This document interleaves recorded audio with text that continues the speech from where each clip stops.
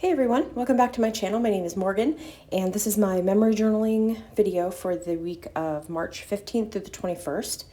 And I'm just kind of starting out here by grabbing my Hobonichi weeks that I'm using kind of as my supplement to my memory journaling.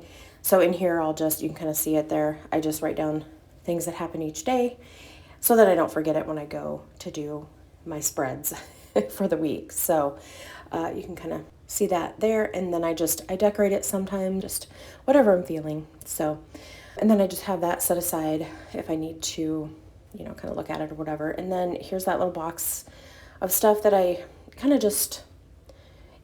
put stuff in there that I may want to use for my spread. And then when I go through to kind of prep a little bit for the journaling, then I'll just put everything in that box there. So any kind of paper or images or anything like that I want to use, I'll just pile in there. And then it's kind of easy for me to just keep it all in one place. So I pulled out a couple things that I knew I wanted to use. I have my pictures here that I printed from my HP Sprocket and got those cut down a little bit. The Pick Stitch app is what I use to cut these, or to make these little collages with the pictures. So I cut those down, and I did have a couple pictures this week that have some other people's kids in them because we had a basketball event that we went to. So I did kind of flip those over just to keep the privacy of the other people's kids.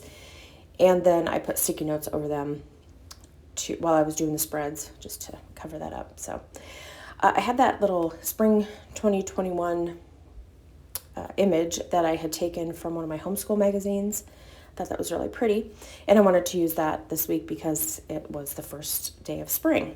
So I pulled that out, and then the image that I'm using on the left there, I guess it's not really an image. It's a page of a book, that floral book that I had torn a bunch of pages out of, and I'm just using that kind of as a background. So got my glue put down there and stuck that down on the back just to kind of, give it a little bit of the layering stuff that I really like. And then I had kind of torn off the side of that dandelion image there just to, kind of even it out a little bit. And I did save it because I'll use it later in the spread. And then this craft paper, this is actually that stuff that I got from that really super cheap journal that I found at Walmart.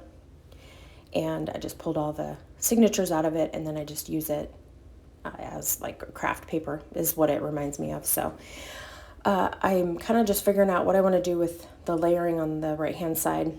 So I was just kind of sorting through the stack of things that I had there, and then I decided to go with the dandelion picture there. That's from a Backyard Chickens magazine, and it just has a bunch of dandelions in a tray that they had used to dry it, and I thought that was really pretty and kind of went with that springtime theme because when I think about spring, dandelions are those first flowers, right? And they have, I don't know, just that happy vibe, I guess.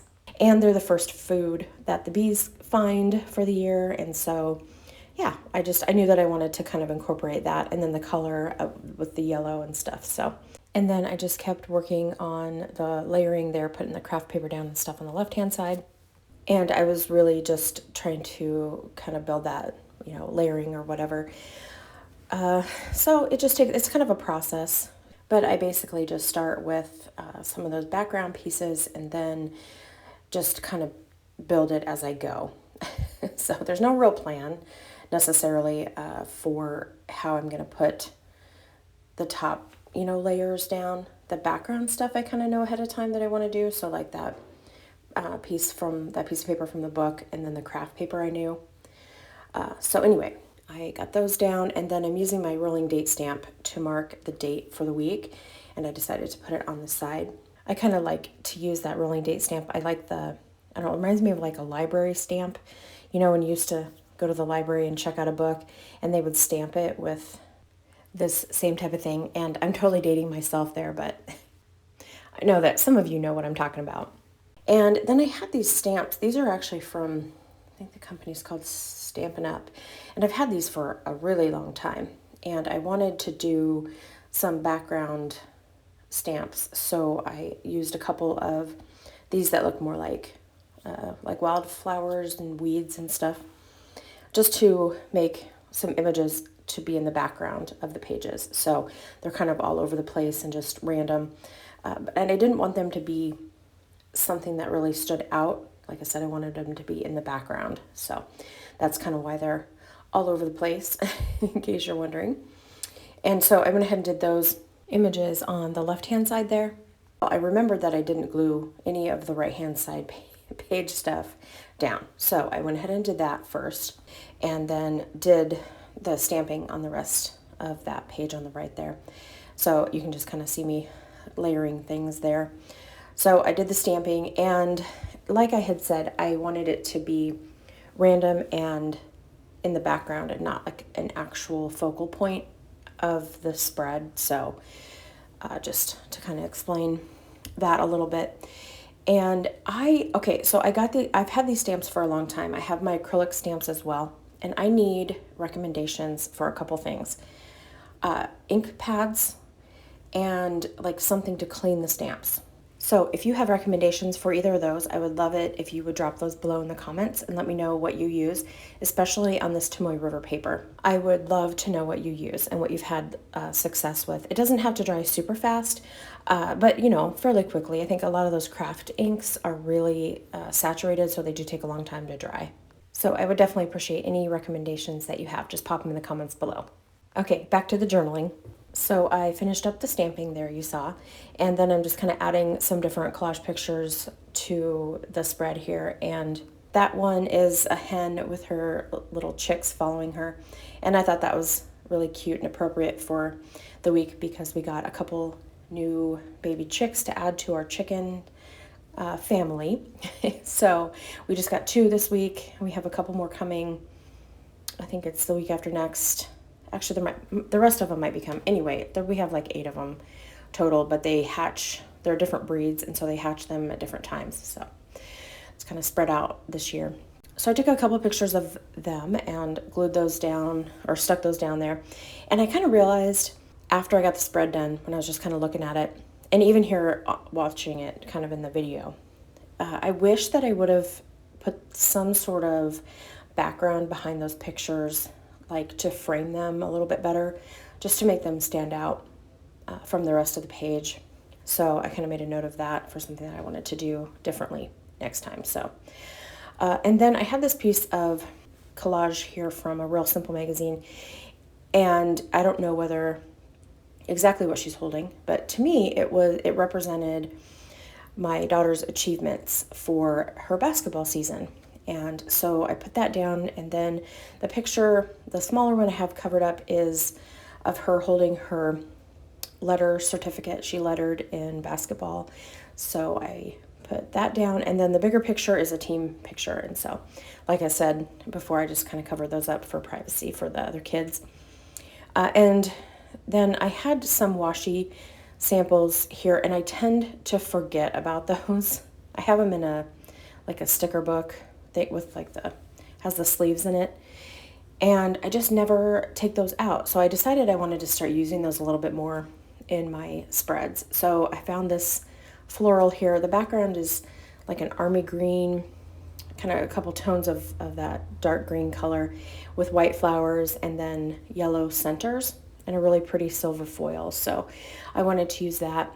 I thought it just kind of tied in with the color scheme and just the overall theme of the pages, with spring being that for this week. So, and then that washi I'm putting down now is like a black and white floral lace kind of pattern. It's really pretty.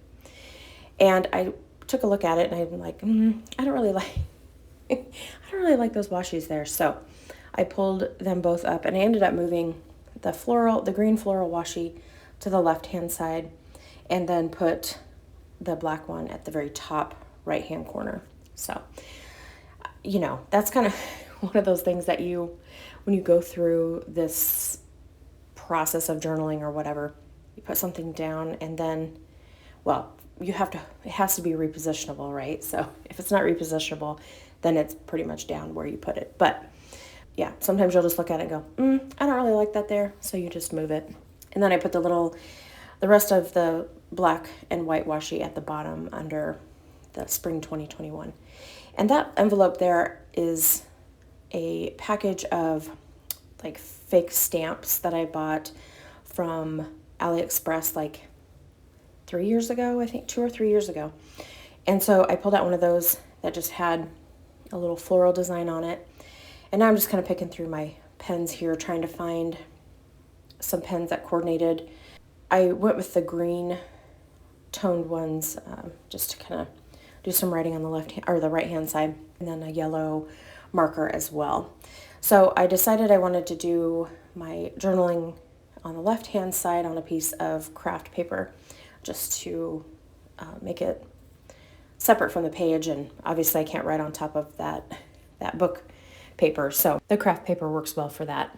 And then I was just journaling about my daughter's basketball awards banquet that we had last week, and that's kind of the whole theme on that side is her achievements for the year. And I journaled about how her coach recognized her for her selflessness, for putting the team first and being at every practice even when she was injured, and also being the spiritual leader. So she was praying for the girls before every game, and that was I thought that was really cool. So I wanted to journal about that. And then I decided that I wanted to rearrange the pictures a little bit.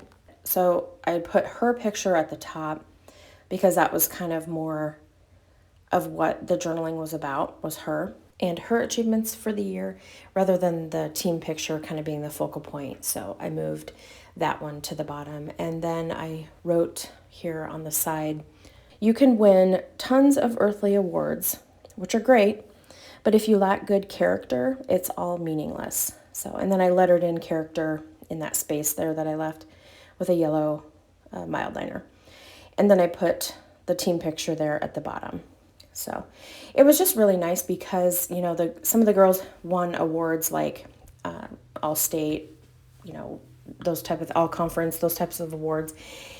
And her coach recognized her for her character and her leadership. And yeah, it was kind of a cool moment as a parent to have your daughter be praised for her character and her leadership. And so that was really, it was just really cool. So that was what I journaled about on that side. And then on the right side, I journaled about our new chicks coming, and they're so cute. And like I said, there's only 2 of them, and it's so strange because usually we have all of them at the same time. So last year we got 15, and they all came at the same time, and it's crazy, and and these 2 little ones are very quiet, so it's strange. And they are actually chocolate Orpingtons, which if you go and Google chocolate Orpington, they're so pretty, and I cannot wait to see what they look like when they get big. And then I'm just adding in I wanted to set that kind of character little journaling spot off, so I put some of the mild liner at the top and the bottom of that. And then I used a couple quote stickers. The one on that I just put down there says, kind people are my kind of people. And then on the right, I put down one that says, let all that you do be done in love. 1 Corinthians 6:18. So got those stickers put down. And then I used the same mild liner that I used for that character kind of journaling there to add some color to like around the pages there. And I love adding the extra color. You know, it just kind of fills in some of those spaces, especially at the top, that you might have some space there that you don't really want to put more stuff on it, but just a little bit of color. It just kind of helps fill in that space. Like I said, adds a little bit more color maybe in an area that you have open. So, and you cannot have enough color, right? Okay, so I went ahead and pulled off a little sticky notes so that you can see the completed spread, and I just covered them with some little boxes there to protect the kids' privacy. And that does it for this week, guys. Thanks for watching and for all of your support. We'll talk to you later, guys. Bye.